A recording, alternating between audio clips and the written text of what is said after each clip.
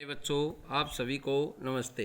आज हम कक्षा 7वीं का सामाजिक एवं राजनीतिक जीवन की पुस्तक पाठ 5 शासक और इमारतें पढ़ेंगे। अधिरचना क्या है?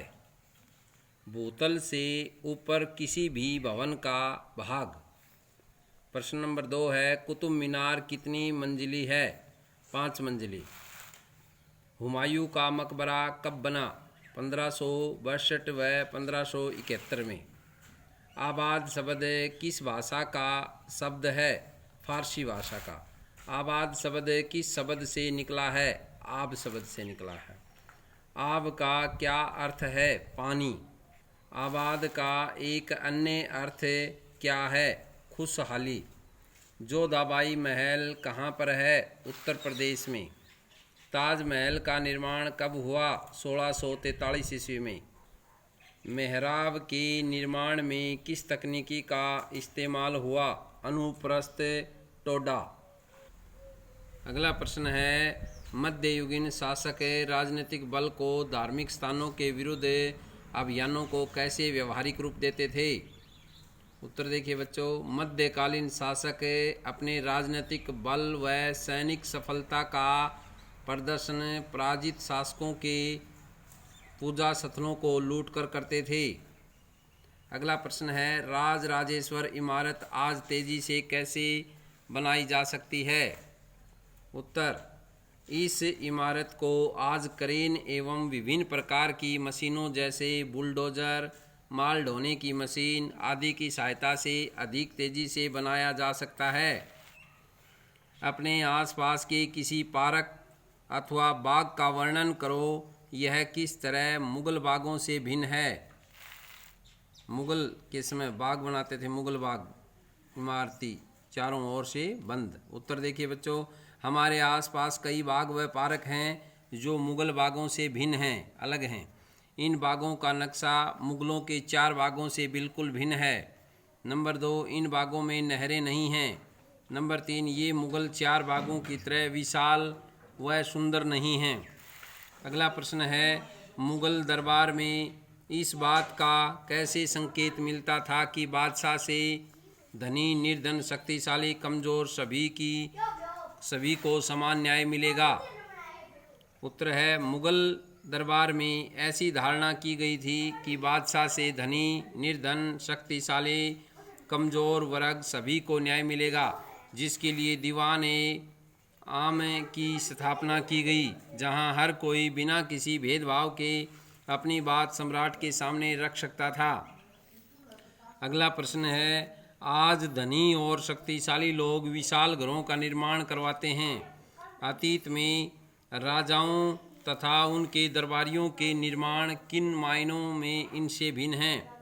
उत्तर देखिए बच्चों, अतीत में राजाओं के घरों के निर्माण इनसे निम्न प्रकार से भिन्न थे।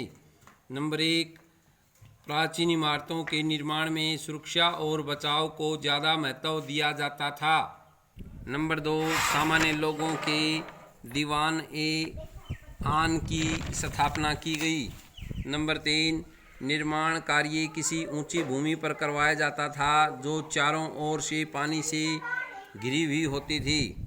अगला प्रश्न है, किसी मंदिर के एक राजा की महत्ता की सूचना कैसे मिलती थी? नंबर 1, मंदिर की भव्यता होती है बच्चों विशालता, राजा की शक्ति तथा धन संपदा का प्रतीक थी। राजा का प्रतीक थी कि राजा के पास कितनी धन दौलत और शक्ति है। मंदिर का नाम तथा इष्ट देव राजा की धार्मिक आस्था को व्यक्त करते थे। नंबर 3, राजा पराजित शासकों के मंदिर से लूटी हुई मूर्तियों को अपने मंदिरों में रखवाते थे, इससे उनके महान विजेता होने का पता चलता था। अगला प्रश्न है, एक मुगल 4 बाग की विशेषताएं क्या थी? नंबर 1, 4 बाग चारों तरफ से दीवारों से घिरे हुए थे। नंबर 2, 4 भागों में विभाजित होने के कारण ये 4 बाग कहलाते थे। बाग को 4 टुकड़ों में बांटा जाता था। 4 बाग बनावटी नहरों द्वारा 4 बराबर हिस्सों में बांटकर योजनाबद्ध तरीके से तैयार किए जाते थे। अगला प्रश्न है, पित्रादुरा क्या है? संगमरमर पर खुरेद कर या किसी बलुआ पत्थर पर रंगीन ठोस पत्थरों को दबाकर तैयार किया गया भव्य डिजाइन पित्रादूरा कहलाता है। अगला प्रश्न है, नदी तट के बाग क्या थे? नदी तट के बाग निवास स्थान बनाने की एक योजना थी।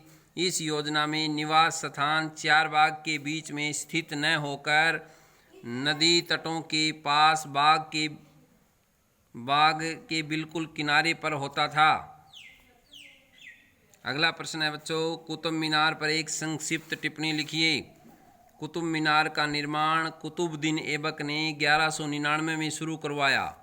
नंबर 2, कुतुब मीनार में 5 मंजिलें हैं, जिसमें पहली मंजिल का निर्माण कुतुबुद्दीन ऐबक ने, बाकी चारों का निर्माण इल्तुतमिश ने करवाया था। नंबर 3, इसमें छज्जों के नीचे अरबी के अभिलेख मिलते हैं, अरबी भाषा के लिखे हुए अभिलेख मिलते हैं। नंबर 4, कुतुब मीनार का बाहरी हिस्सा घुमावदार व कोणीय है। नंबर 5, इस पर अभिलेख लिखने का कार्य योग्य कारीगर ही पूरा कर सकते थे। नंबर 6, 800 वर्ष पहले कुछ ही इमारतें इस प्रकार से बनाई गई थी। अगला प्रश्न है, शिखर से क्या अभिप्राय है? किसी मंदिर की ऊंची चोटी अथवा मीनार को शिखर कहते हैं, जिसे देखकर दूर से पता चल जाए कि यह मंदिर है। अगला प्रश्न है, 11वीं शताब्दी के मंदिरों में किस मंदिर का शिखर सबसे ऊंचा था? तंजावुर के राजराजेश्वर मंदिर। अगला प्रश्न है, चारू पल्लम से क्या अभिप्राय है? चढ़ाईदार रास्ते का गांव। अगला प्रश्न है बच्चों, वृंदावन में गोविंद देव के मंदिर का निर्माण किस पत्थर से हुआ? लाल बलुआ पत्थर से। अगला प्रश्न है, मोहम्मद गजनवी किस चोल शासक का समकालीन था? चोल राजा राजेंद्र प्रथम का। स्वर्ण मंदिर कहाँ है? अमृतसर पंजाब में। कंदरिया महादेव मंदिर का निर्माण कार्य कब हुआ और किसने करवाया? चंदेल वंश के राजा धंगदेव द्वारा 999 में किया गया। अगला प्रश्न है, कुतुब मीनार की मरम्मत किन शासकों ने करवाई? अलाउद्दीन खिलजी, मोहम्मद तुगलक, फिरोज शाह तुगलक, इब्राहिम लोदी। अगला प्रश्न है, शेष मंजिलों का निर्माण कब हुआ? 1229 के आसपास। इस इमारत की मरम्मत किसने करवाई? अलाउद्दीन खिलजी, मोहम्मद तुगलक, फिरोज शाह तुगलक, इब्राहिम लोदी। अगला प्रश्न है, कुतुब मीनार के पहले छज्जे का निर्माण किसने करवाया? कुतुबुद्दीन ऐबक। अगला प्रश्न है, कुतुब मीनार में पहले छज्जे का निर्माण कब हुआ? 1199 में। अगला प्रश्न है, चार बाग बनाने की परंपरा किसके समय शुरू हुई? अकबर के समय से। सबसे महान विधिकर्ता और वास्तुकार कौन था? अल्लाह। देहली ए कुहना के पास स्थित विशाल तालाब को क्या कहा जाता था? हौज ए सुल्तानी या राजा का तालाब। चार बाग की परंपरा किसके समय शुरू हुई? अकबर के समय। अगला प्रश्न है, चार बाग के आने वाले तटों को क्या कहते हैं? नदी तट बाग। अगला प्रश्न है बच्चों, आरंभिक वर्षों में शाहजहां की राजधानी क्या थी? आगरा। छप्पर की झोपड़ी के समान दिखने वाली छत का निर्माण किसने करवाया? बंगाल के स्थानीय शासकों ने। अनुप्रस्थ टोडा क्या है? वास्तुकला की एक शैली। शाहजहां के बड़े बेटे का क्या नाम था? दारा शिकोह। मूसा और सुलेमान कौन थे? अतीत के दो महान विधिकर्ता, कानून निर्माता। अगला प्रश्न है, आम धारणा के अनुसार न्यायप्रिय राजा किसे माना जाता था? जिसके राज्य में खुशहाली हो, जहां पर्याप्त वर्षा होती थी। अगला प्रश्न है, नॉट्रेडम कहाँ पर है? फ्रांस में। अगला प्रश्न है, ताजमहल कहाँ पर स्थित है? आगरा में। अगला प्रश्न है बच्चों, 17वीं शताब्दी में भवन निर्माण में किन दो सामंतियों का प्रयोग बढ़ गया था? किन दो सामग्रियों का प्रयोग बढ़ गया था? चूना पत्थर और सीमेंट। दिल्ली का लाल किला किसने बनवाया? शाहजहां ने। अगला प्रश्न है बच्चों, जोधाबाई का महल कहाँ पर है? फतेहपुर सीकरी। अगला प्रश्न है हुमायूं का मकबरा कहाँ है? दिल्ली में। अगला प्रश्न है बच्चों पेरिस का नॉट्रेडम चर्च किस शैली में बना है? गोथिक शैली में। मेहरा में किस तकनीकी का प्रयोग किया जाता है? टोडा। तंजावुर मंदिर के शिखर पर कितने टन का पत्थर है? 90 टन का। दिल्ली की कौन सी मस्जिद 12वीं शताब्दी का उत्तरार्ध है? कुतुब-ए-इस्लाम।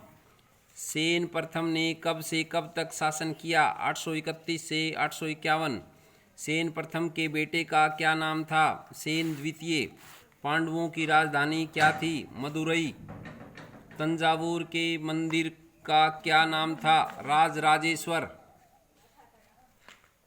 अगला प्रश्न है बच्चों तंजावुर के मंदिर के पास के गांव का नाम बताओ। चारुपल्लम। सेन प्रथम कहाँ के शासक थे? श्रीलंका के। श्री वल्लभ ने किस देश पर आक्रमण किया? श्रीलंका पर। शालीमार बाग कहाँ पर है? कश्मीर में। उपासना का क्या अर्थ है? पूजा के लिए बनाया गया स्थान। अगला प्रश्न है गोविंद देव का मंदिर कहाँ पर है? वृंदावन में। अगला प्रश्न है बच्चों 4 हिस्सों में बांटना क्या कहलाता है? 4 भाग। ऊंचे व हल्के चर्च बनाने की शैली को क्या नाम दिया गया था? गोइक। स्तुति का क्या अर्थ है? पूजा अर्चना का स्थान। अगला प्रश्न है जामा मस्जिद कहाँ पर है? शाहजहानाबाद में। बच्चों ये पाठ पूरा हुआ। आशा है आपको समझ में आया होगा। बार बार पढ़ें। धन्यवाद।